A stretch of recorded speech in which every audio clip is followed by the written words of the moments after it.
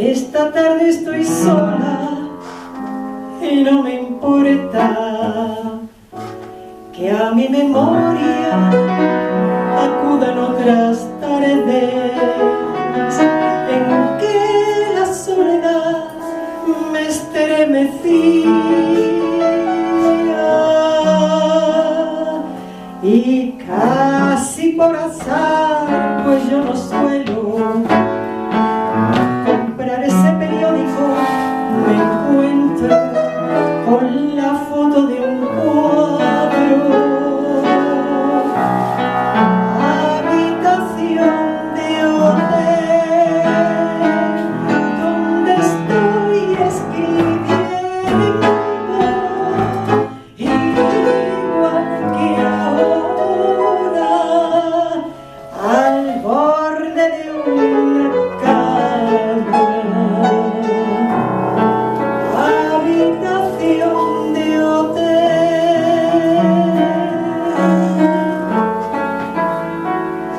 entre las sábanas, los cuadernos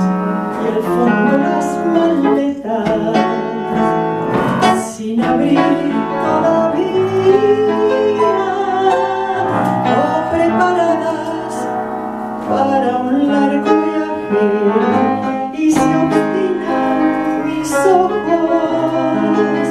en poder descifrar lo que allí escribo.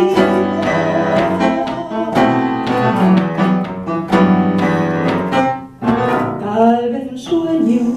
sobre una tarde en calma, en una casa azul cerca del mar, donde se pierde el tiempo con la tranquilidad de aquel que nada tiene. Yo querré poder la tenue luz de algún hotel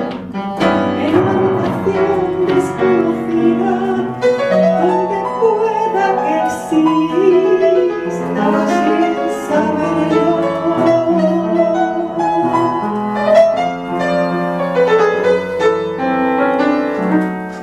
Esta tarde estoy sola